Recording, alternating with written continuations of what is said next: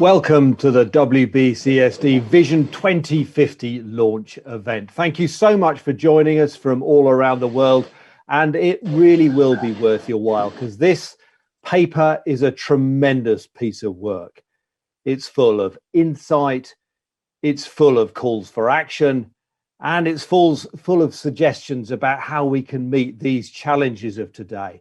And there really are sort of three key challenges about living well with a planet of 9 billion plus people by 2050. And those are challenges of climate, they're challenges of nature loss, and they are challenges of inequality. And I'm delighted to say that the members of the organization and the speakers here today are so engaged with the transformation that's required. And we're going to hear from some great speakers, company CSOs and chief execs, a whole range of people who are committed to that journey. So really well worth hearing what they have to say. This is a virtual event. We'll try and keep things as slick as possible, but you never know. You can have the virtual equivalent of someone tripping up as they come to the stage. So please bear with us if there are the occasional glitches. But as I say, with a magnificent technical team behind the scenes, we'll try and keep things as smooth as possible. So as I say, welcome to the event. And we're going to kick off with a Vision 2050 video.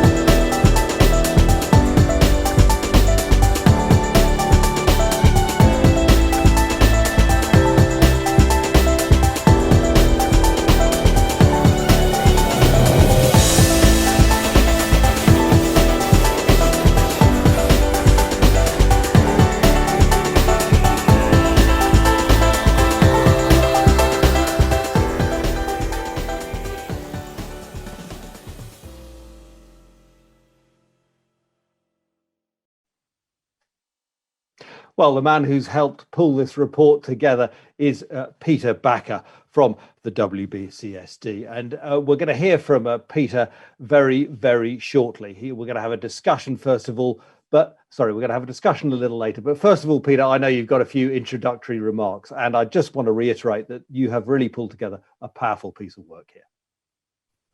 Thank you very much, Tom, and good morning, good afternoon, good evening to everybody. Thank you so much for joining us. We're actually quite excited to launch Vision 2050, Time to Transform today. More than 2 years of work with over 40 global companies helping us have put this report together. What I want to do today is talk about three things. First, why this report and why now? Secondly, give you some of the key messages coming out of that report. And thirdly, so what? You know, if you're a business leader, you get a report like this on your desk, what are you going to do next? So here's the why.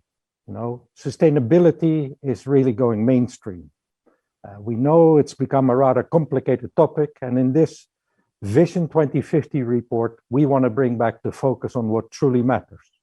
As Tom said, there are three global challenges that we all need to face up to: the climate emergency, the loss of nature, and the mounting inequality. In climate, we know that the world has 8 more years of today's emissions before we'll move across the 1.5 degrees of warming, which is the boundary for the safe operating space for humanity. If we want to stay below 1.5 degrees, we need to halve the global emissions by 2030 and be at net zero by no later than 2050. Nature, of course, talks about the accelerating extinction of species, both plants and animals. We in this report clarify that the world's GDP is for over 50% dependent on the services that nature provides. And then mounting inequality, it's now a world where 1% of the people own 44% of wealth, where 10 people on the planet have gained $500 billion of wealth during the pandemic, while an additional 160 million people have been pushed into extreme poverty. COVID has made a number of things clear. First, these big challenges, climate, nature, inequality, are completely interconnected. Secondly, it has shown us that the systems that we operate in the world are very ill prepared for the shocks that a pandemic and later on climate or nature may bring to our systems. So we believe we need a common vision. The common vision is that 9+ billion people living well within the boundaries of the planet by mid-century. And this is not just a collection of simple words. This is real deep work with scientists and experts from around the world. So 9+ billion people indicate that we're expecting 2 more billion people to join the planet by mid-century, compared to the 7 point something we have today. Living well means we need to respect the dignity and the human rights of all. We need to make sure that basic needs are met, and we need to provide equal opportunities to all. The planetary boundaries refers to the planetary boundary framework that science has been developing over the last decades. Obviously, we need to stay below 1.5 degrees of warming. We need to restore nature and use it sustainably. We need to make sure that the Earth system is resilient. So how do you move from the challenges we have today to the vision we have for 2050? That's going to require system change. Everybody in sustainability these days talks about system transformation. But our report, Time to Transform, really pushes beyond just words. It defines what system transformation is, how it happens, which macro trends, innovations, and enablers make it possible. In simple terms, it's about profound change at root cause level. It requires new ways of acting, new ways of thinking. And that's not where we stop. We work with member companies, with business, and business wants to act. So we've actually added 9 transformation pathways to move from where we are today to our vision for 2050. These 9 transformation pathways are there for the business activity areas that are most essential to society. They range from energy to food, from mobility to living spaces, health and well-being, connection, and a few more. For each of these pathways, we have identified what is the vision, what are the key transitions that we need to put in place in the coming decades, and most importantly, what are the 10 action areas that every company in those spaces should implement between 2020 and 2030, making this an actionable framework for businesses to take the lead in the transformations that the world needs. The risk of 9 transformation pathways is that this sounds like an engineering job, that all we need to identify what's the problem, what's the solution, and the engineers will work it out. And that's not true. We need a mindset shift. We need a new way of thinking. And in the report, we have identified 3 new ways of thinking. We need to reinvent capitalism. We need to make sure that our business operations are resilient. And we need to make sure that we run regenerative business models. Of these 3 mindset shifts, the change of capitalism is by far the most important. Capitalism has to take a longer-term horizon. Capitalism needs to begin to integrate the externalities. And it needs to hold boards, CEOs, and business leaders accountable, not just for their financial performance, but for their impact on nature and on people as well. If we can change capitalism in this direction, if we can make it longer term, then resilience and regeneration will become an automatic outcome. So a report like this is aimed at the business community. But it does not mean that business can do this alone. We need to radically collaborate in the coming years. Firstly, business leaders need to work together. Not one CEO can change a system. Not one company can do it. But by working together across value chains, we will. We need to work together with scientists and entrepreneurs to get to the innovations that we need to make these transitions come alive. We need to work together with financiers and investors to make sure that the funding is available for the transitions and that sustainable behavior gets rewarded. We actually need to work with all people on the planet.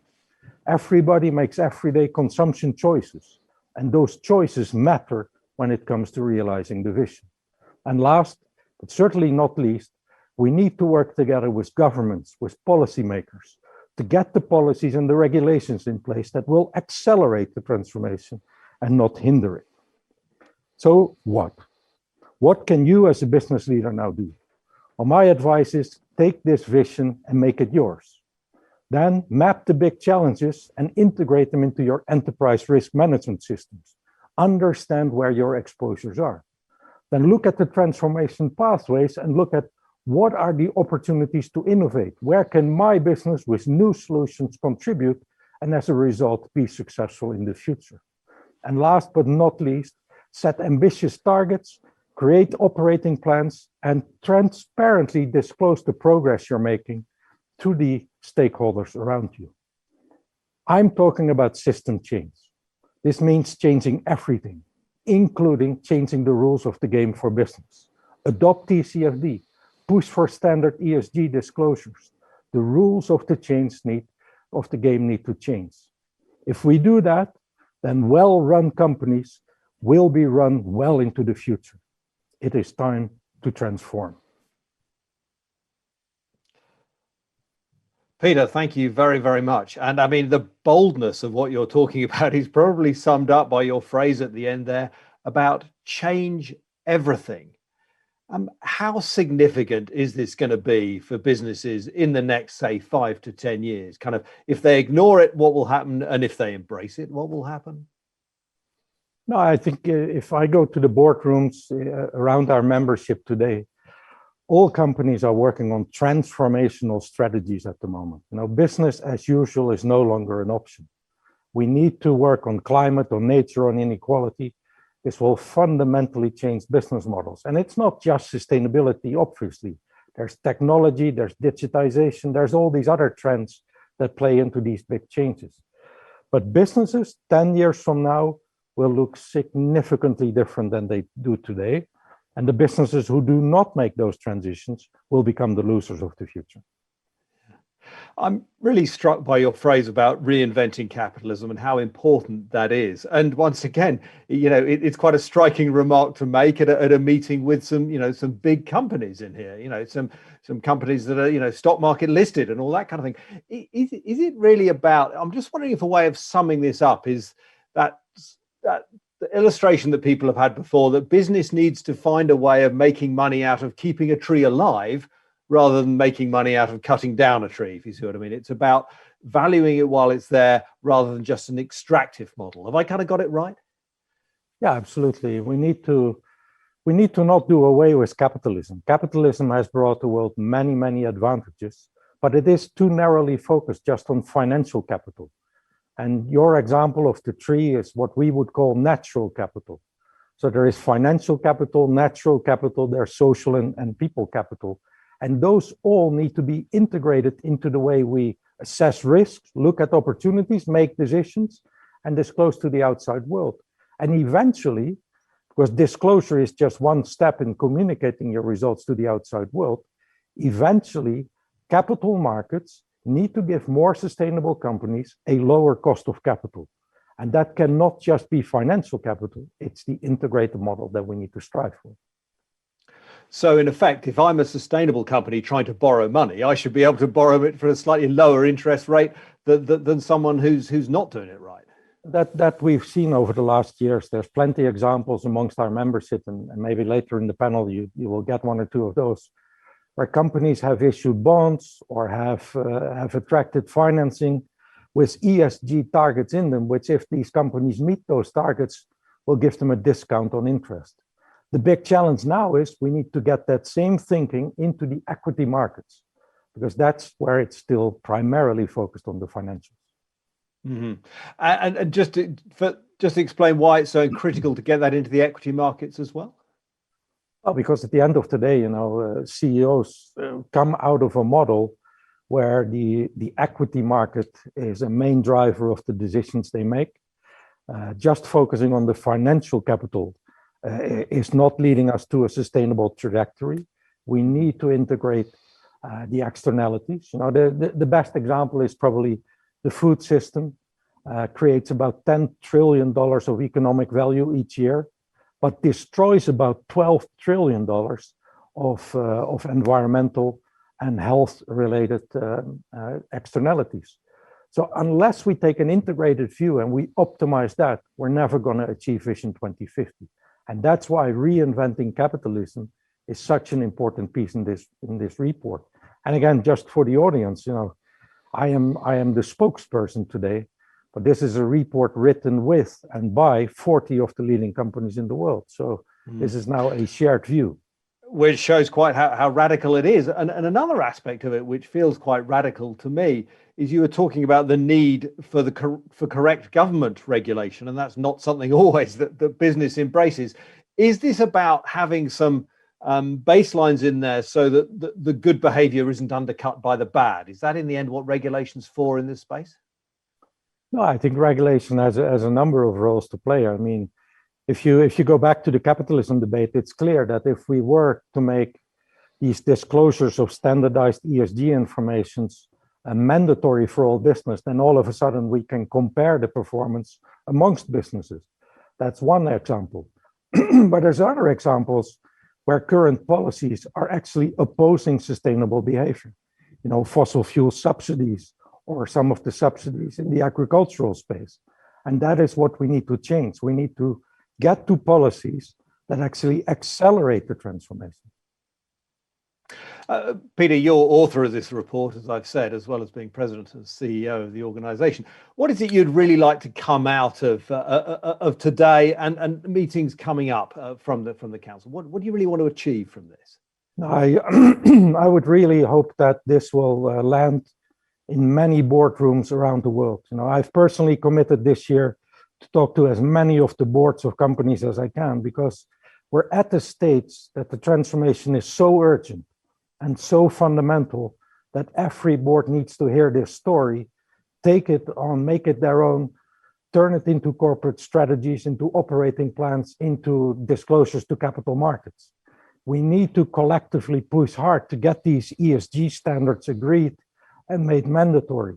So this mobilization of a collective will and this individual mobilization to make it happen and make the companies that do that first the winners of the future. A big ask, but you wouldn't be doing it if you didn't think it was possible? Absolutely. That's why I'm here.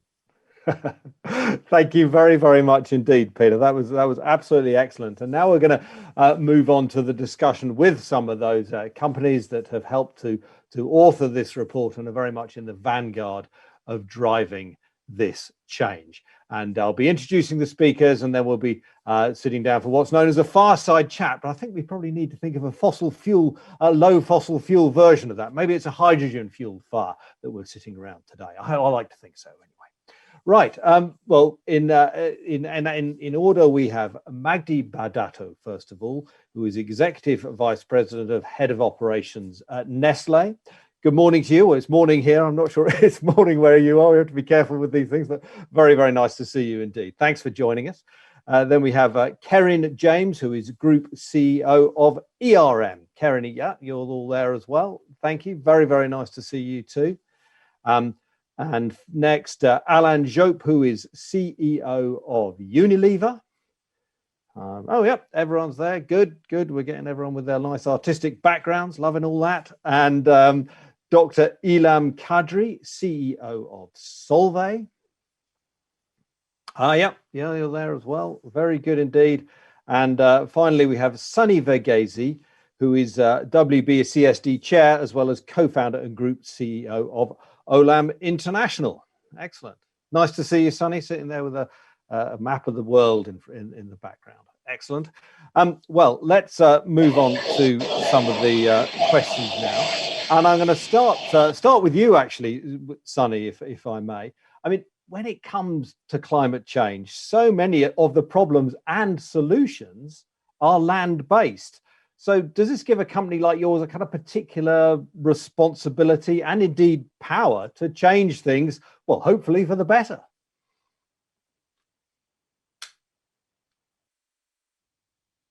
I cannot hear Sunny at the moment. I'm not sure if other people can.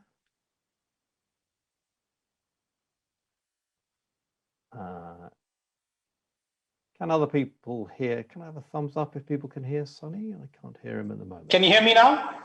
I can hear you now. Thank you.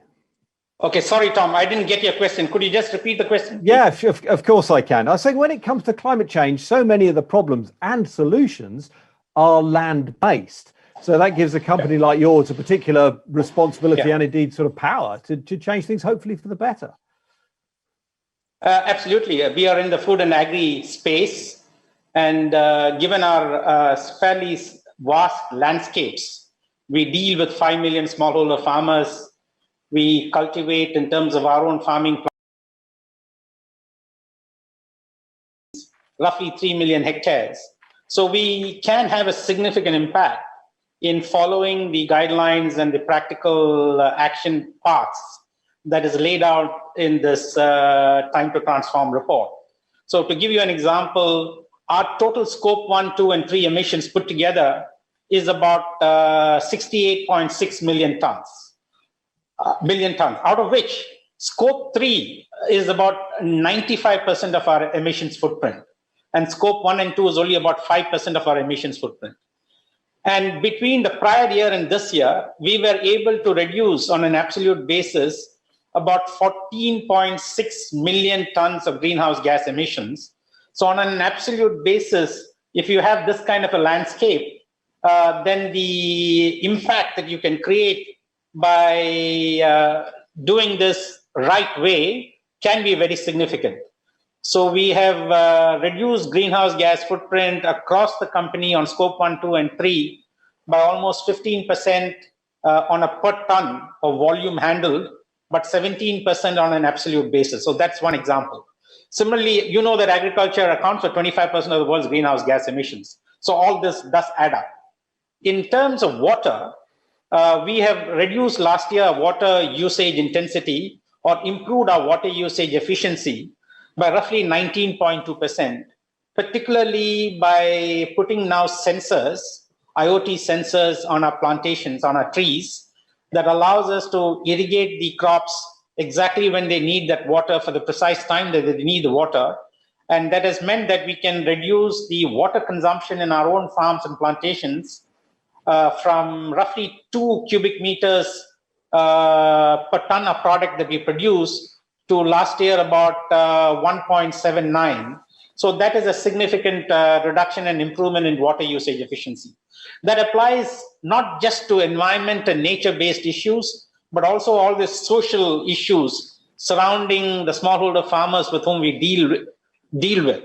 So we have been able to last year supply about 78 billion servings of fortified rice, fortified pasta, fortified wheat flour to consumers in Africa, for example, in terms of the impact and the influence that it can have on both environmental and social issues. So this report is extremely timely as a practical guide for companies to deal with the 3 major intractable developmental challenges that Peter outlined in terms of the climate emergency, the nature biodiversity collapse issues, as well as systemic poverty and social inequity. And companies cannot be immune, and they have to play a role in helping solve for these issues. So I'm delighted that 40 companies have come together and WBCSD has launched this report today. And just briefly, Sonny, how far do you think you can go in turning, what happens on the land from a carbon source to a carbon sink? Are there a lot of actions still to be done to get it on the right side of the climate change debate? I think one of the 3 things that Peter mentioned in terms of making this work is that because it's a transformational piece of work, you basically need to shift mindsets. And he talked about reinventing capitalism. He talked about resilience. But the third piece is about regeneration. We lose 24 billion tons of topsoil each year today based on how we farm today. And that means, according to the FAO, we have only 60 good harvests left if you continue with this intensive till farming practices. So how do we farm in a way that is zero till or low till that can preserve the topsoil and the carbon that is sequestered in the topsoil and the organic content of the soil. So having healthy soils is fundamental to transforming food and agriculture into becoming a sustainable ecosystem. So yes, there is a lot of potential for capturing carbon at landscape level by adopting regenerative practices in farming. But regeneration as a principle applies to any industry that we are in. Indeed. And we're going to broaden out to those other industries now. Thanks very much for the moment, Sonny. We'll, of course, be back to you later. And I'm going to come on now to Keryn James, who, as I said, is Group CEO of the consultancy ERM. One of the particular things about ERM, Keryn, is you engage with companies across the world. How can we make sure that this drive to sustainability and the messages in this report resonate across the world and in diverse business cultures? Yeah, thanks, Tom, and it's a pleasure to be here and to speak to you. Look, I think the first thing, and Peter mentioned this in his introduction, but I think one of the most critical things that we need to do is really effectively convey the urgency of the task at hand. I think that, you know, through COVID, actually, we've seen the pandemic sort of accelerate a number of trends, which Peter outlined, and we're seeing companies and investors actually sort of shift in their views and the way that they're working around the world. But we need to move faster, and we really need to kind of get that sense of urgency across. So I think events like this are obviously very important. We need to amplify the message first and foremost. So, you know, just ensuring that people understand just how urgent this issue is, and the fact that we have very little time left in which to achieve the goals by 2030, let alone by what we need to achieve by 2050. So I think amplification of the message and, you know, communication of the message and the urgency, I think is absolutely crucial. The second thing I think that's important in that communication context is just the recognition that companies just can't think about their own businesses in isolation. So, you know, they're part of global supply chains, you know, they are demanding, you know, those supply chains have got demands coming from all different sorts of stakeholders. People need to collaborate across their value chains. And so I think this move from recognizing that I'm not just in isolation, I'm part of a global supply chain, and therefore I need to work in concert and to collaborate with others. I think if there's a huge word that needs to come out of this process is the need for collaboration across business, with government, with stakeholders in order to achieve the outcomes. And so again, I think part of the process of communicating this is making sure that we're doing so with the value chains and with different groups. That's the second thing. Peter talked about systems transformation, and I think that this is something that's absolutely crucial. You know, and first of all, just the recognition of the interdependence of the systems that we're working in, you know, with nature, with stakeholders, with communities. You know, we cannot have healthy business if we do not have a healthy planet and healthy communities. It kind of seems really obvious, but we seem to have lost a bit of sight of it. So I think, again, making sure that we're communicating that interdependence is absolutely, you know, key to that.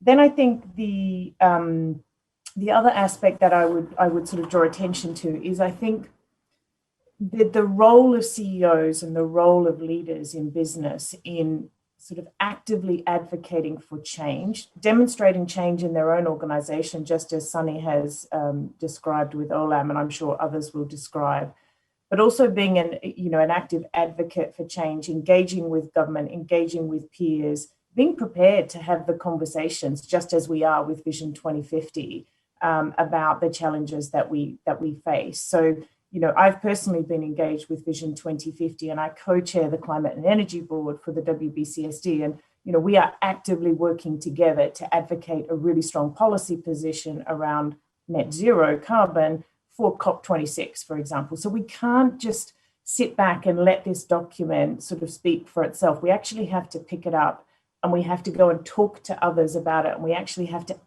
really advocate for different positions. And I think that's our job as leaders and as CEOs, and certainly something that I see other CEOs really starting to do. And to some extent, almost step into the vacuum that I think has a little bit been created, because I think there's not enough strong policy in certain jurisdictions. And I think business has had to step up and create some of that. So I think we have to be prepared to speak out. We have to advocate. We have to create the urgency around this that is necessary. And you know, for me, this is a communication exercise. It's an advocacy exercise, but it is also something where we need to sort of role model and demonstrate what we're doing in our own organizations, you know, in terms of implementing the pathways of Vision 2050.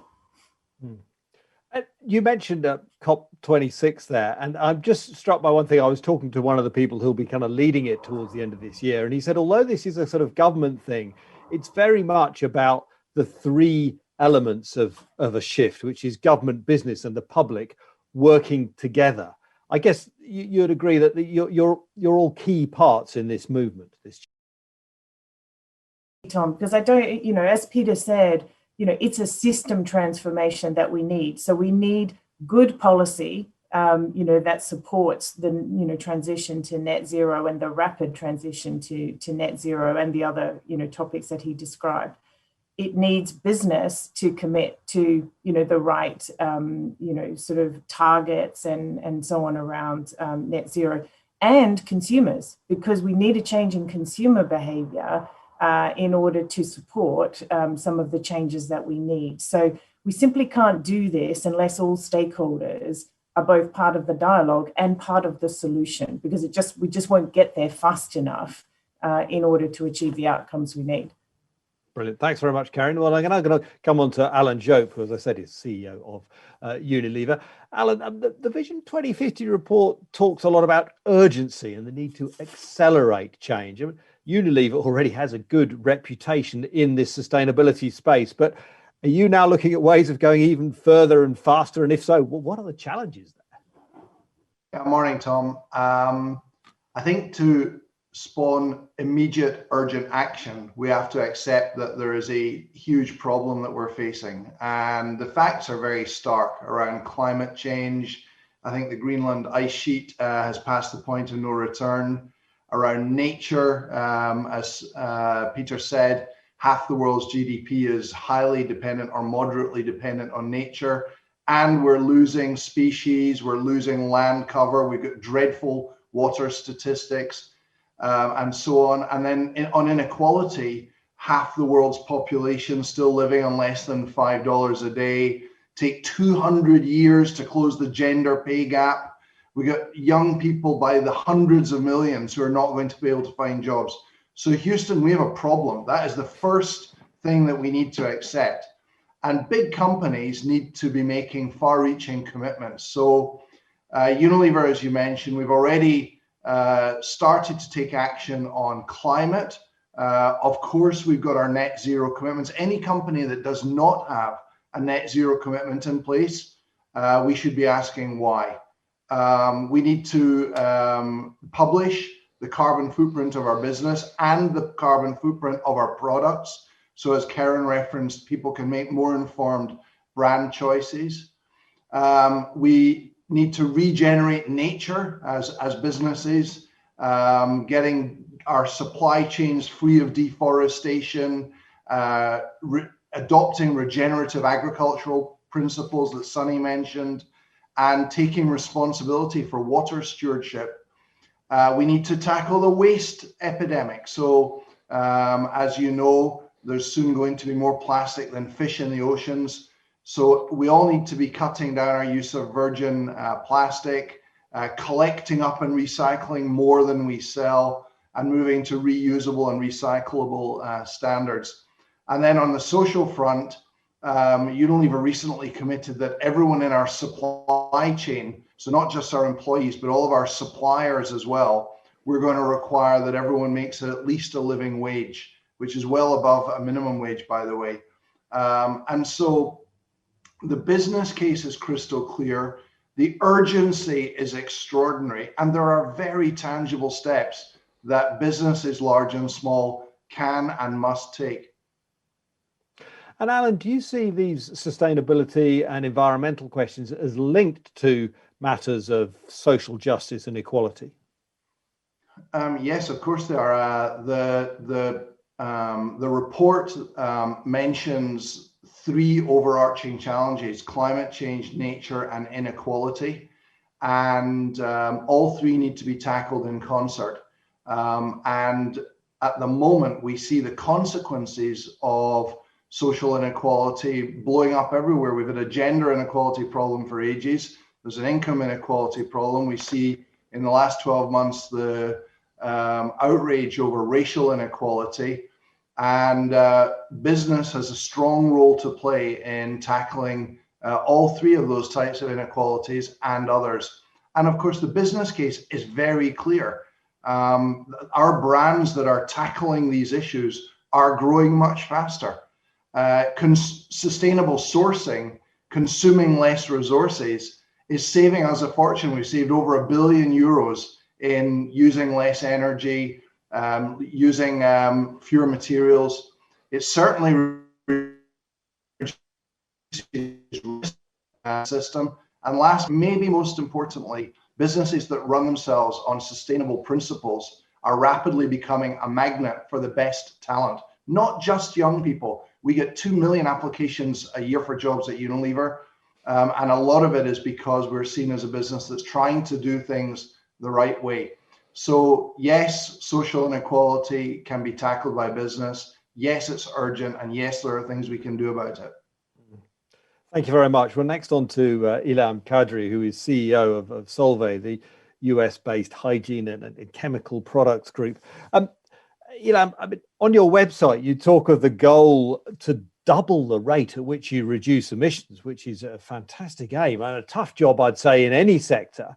How does the work of organizations such as the WBCSD and these kind of collaborative frameworks like 2050, how does it help deliver that speed of change? Yeah. Good morning, everyone. Thank you for having me. Well, first of all, I would like to congratulate Peter and the whole WBCSD team for this not only inspiring but actionable work addressing the most pressing issues humanity will be facing. I have reiterated to Peter our full support from myself and the Solvay team. And as he said, we fully embrace the time to transform. And as Peter stated, it's about reinventing capitalism, build the resilience of our system, and my preferred one, regeneration. So before we get there, Jope said it, let me state the obvious. In 2020, the Earth Overshoot Day was on August 22nd, the day humanity has consistently consumed all the resources our planet can regenerate in 1 year, just in less than 8 months. While in the 70s, the day was December 29th. So we simply live beyond our limits. And the environmental deficit humanity has lived on is beyond unsustainable, as many others have been saying.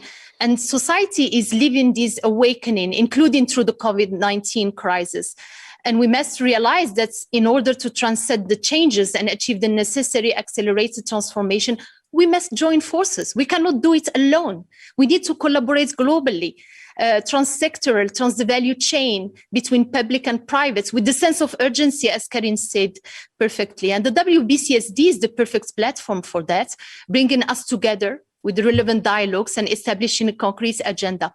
So let me give you maybe an example. At Solvay, we launched a sustainability roadmap we call Solvay One Planet around 3 pillars: climate, resources, and better life. And it is fully aligned with the Vision 2020 from the WBCSD. Concretely, we joined the Paris Agreement. While our CO2 emissions historically were around minus 8.8% between 2014 and 18, we delivered minus 4% each year in 19 and 20, double what Paris Accords require from us. How we did that? We decided to exit coal.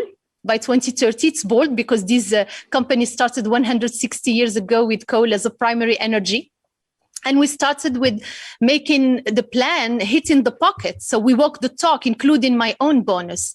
We moved 2 plants in Germany from coal to biomass, building an ecosystem 100 kilometers away from our plants, collecting residential waste and using it as a primary energy. So we build a business case, and that radical mindset shift, as Peter was speaking about, is key. So yes, reinvention is at the core of our purpose at Solvay.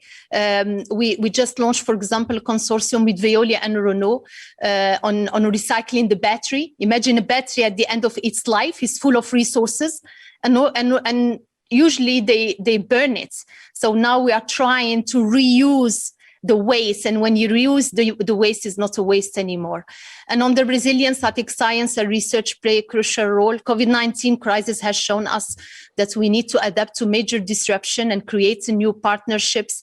And regeneration, which I love, it's beautifully said in the report that business has to move beyond the doing no harm mindset and impacts on biodiversity, on resources consumption. For example, we made the world tour in a solar aircraft with zero droplet of kerosene. So we can do it. We are, for example, at Solvay, a solar farmer in South Carolina in the US, going in the production of your smart devices. So we need to think differently. And finally, the social part is equally important, as it was said. I think it's about better life and ensuring that we create the right environments on Earth for people. And to conclude, my point was to share here that the transformation we are all initiating is so critical, so important and vital, and time to transform comes. Thank you. Back to you. And Ilham, just to pick up on one thing, I was wondering, and one of the other speakers mentioned it earlier, I think it was Keryn, that that COVID has, in a sense, do you think it's kind of made people bolder in a way, governments and possibly companies? I mean, it's always tricky to talk about silver linings on something like COVID, but has it shown that we can change quickly when we have to? Yes, indeed, more than ever. I think I'm a generation of 08, 09 crisis, September 11. I lived through SARS and Ebola and other crises like this. But this is the first time where, as a leader and companies has been stress tested, we had many risks taken separately, getting together into our table, started with the security and safety of our employees and how to get them to work, to produce, to continue innovating for our customer, to not disrupt the value chain, because we were running out of masks. And we had to change. We put 10,000 people, 40% of our human capital, teleworking back in March a year ago in 2 weeks. And normally we would have been saying we need 6 months. So I think that adaptability was forced on us. And imagine that COVID-19 has shut down the global economy, has disrupted, companies, liquidities became important, disruption of the value chain. So I think that reinvention or reimagination is so critical. And hopefully after the vaccines roll out, everybody will not go to the old normal, but we will all create a new normal around the WBCSD 3 Rs. Back to you. Something dearly to be wished for sure. Right. Finally, Magdi Batato, who is Chief Executive and Vice President of Operations at Nestlé. And this report is about health and well-being of the planet, as well as those of us who live in it. Why is it important to combine these goals of health, equality and sustainability? Yeah. Hi, Tom. Good morning to all of you. I think let's remind ourselves first that the systems we had so far are those which have created all the social and environmental challenges that we are facing today. And if we reflect why, it's because they were kind of siloed. They were optimized, but partially. All companies and everybody was taking care of water and packaging and energy, but in separate ways. And we know, in mathematics, if you want to have an optimal solution, you need to optimize an integrated system. So if we reflect like that, we need to integrate those things, to enable us to have systems that are more resilient, more sustainable, and that more adapting to change, to feed those 9 billion people that Peter was talking about on planet Earth. Because our ecosystem, Mother Earth, is integrated.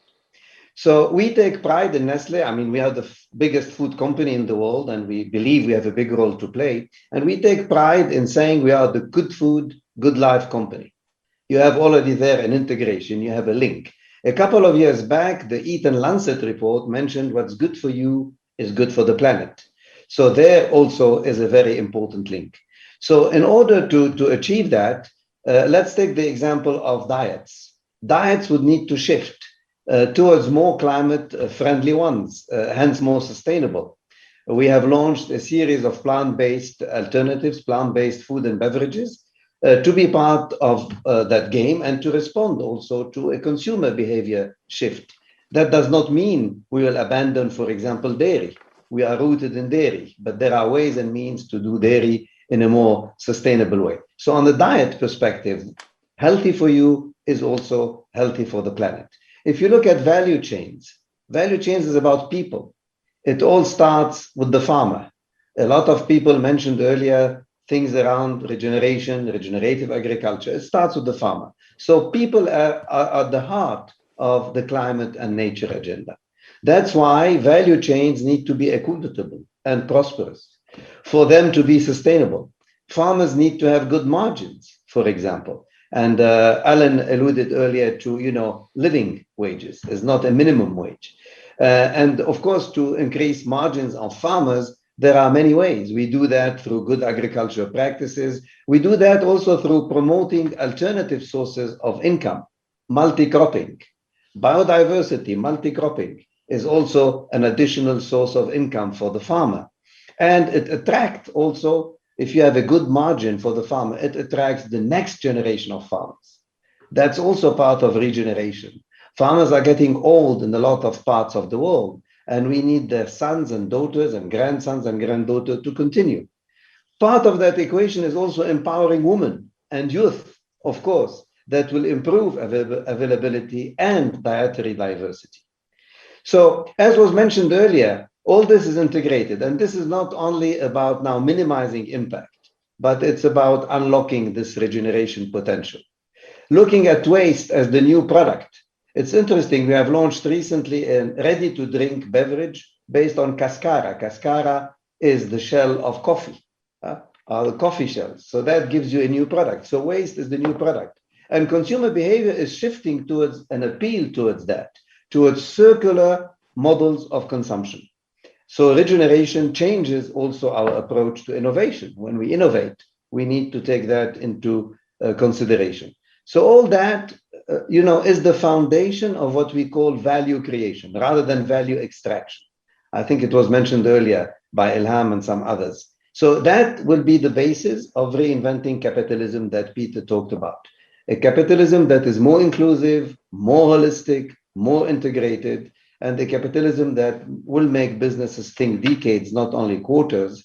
And for that, we can't do it alone because it's so integrated. That's why it's so key to have governments on board, many companies on board, entire supply chains on board, and it's so key to collaborate and also to inspire our employees because they are part of the journey, inspire investors, inspire suppliers. And that's about acting together boldly and collaborating in an integrated manner. Thank you very much. Just a quick follow-up question to you, and then I'm going to try and rattle through some. If people could be quite pacey in their answers, that would be great. You mentioned the circular economy there. I always thought that was particularly tricky for a food company because kind of by definition we consume it. But it seems to me there are smart solutions, like you just mentioned with your coffee leftovers drink, if you like. I'm sure you don't market it like that.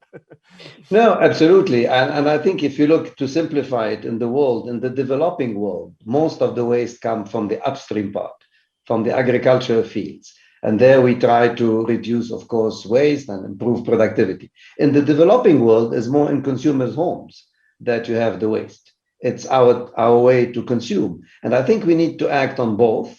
And I think there is now a great appeal, as I said, whether it's in packaging to recycle, whether it is in food to make something out of it. And I think we have more and more support from society at large. Some questions I'm just going to put out there now. We've had what is actually quite a challenging one in here from someone called Naoko in Japan. And I'm going to put this to Alan Jope. He may not thank me, but he can take it, I'm sure. To what extent can we be optimistic about turning this tide when we see what happened to the CEO of Danone? And this is the story that the CEO of Danone was removed partly because he was too keen on going down the sustainability road. People are worried about that, Alan. What should we read into it? Yeah, well, it's a great question from Naoko, but it's a trap, because it's predicated on the assumption that there is a choice to be made, a trade-off between sustainable business and strong financial performance. And Emmanuel at Danone is a very fine person, but the issue has not been whether Danone is committed to sustainability. The issue is the financial performance of the business. And there is no trade-off between strong financial performance and running on sustainable principles. There is a trade-off between short and long-term delivery, but that's always been the case. We could squeeze much more profit out of Unilever by not building that next factory, by not investing in advertising, by cutting back on the levels of staffing, by not investing in training. But that we choose not to make those choices. In the same way, we choose to make the choices to run our business on principles that are good for society and good for the planet. And in doing so, we will produce superior financial returns for our shareholders. And that case is building. ESG funds are seeing dramatic inflows because the capital markets are starting to get it, that there is no trade-off. In fact, responsible business drives better performance. So we should see purpose as a pathway to better profits, not purpose as an alternative to profits. Thanks very much, Alan. I just want to get through a few here. Just quickly to you, Sunny. One of the things I'm wondering is, are you already seeing the effects of climate change on your business? Once again, Sunny, I can't quite hear you. I'm not sure if you're muted. Sorry, can you hear me now, Tom? Yes, I can. Are you seeing the effects of climate change? I was saying absolutely. We're already seeing declining yields, and we're seeing declining productivity in different parts of the world. We've all seen the impact of extreme weather episodes, and Alan gave you some examples as well. But there is a direct impact on productivity, and smallholder farmers in particular, their resilience to adapt to climate change impacts is far lower, and they produce 71% of the world's food. So I think the impact of climate change on agriculture, the impact of nature and biodiversity, which is a little bit more invisible, but is even more of a bigger issue than climate change, is definitely impacting farmer prosperity, farmer incomes, and farmer productivity. Magdi Batato at Nestlé, there's a lot of talk about urgency. What actually stops you going even faster in this space? Because we're not alone, you know, we're not isolated. Again, it's more important to move together rather than to move fast. Because again, because of this integration, you know, if you want to carry with you the suppliers, you know, I remember when we started 10 years ago, the no deforestation journey, we had to delist suppliers, but then we had to hold hands and list them back again when they get better and when they get aligned. Because if you simply say, you know, I will not work with anybody on planet Earth that does not share the same speed or does not share the same stories, then finally it does not help income of farmers, it does not help sustainability. So it's important to have the pace, which is an integrated one.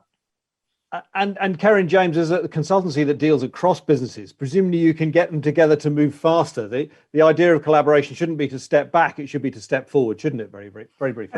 Absolutely. And I think that that's where the WBCSD is such a unique and fantastic forum, because it is cross-sectoral. You know, many business forums are just in particular sectors or on particular domains, and WBCSD is truly cross-sectoral. And I think that's where its impact and its really unique value comes from.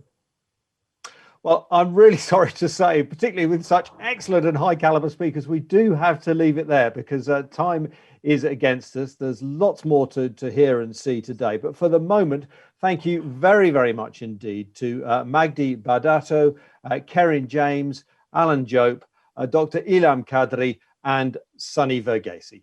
Thank you all for listening, and thank you for coming along to this meeting.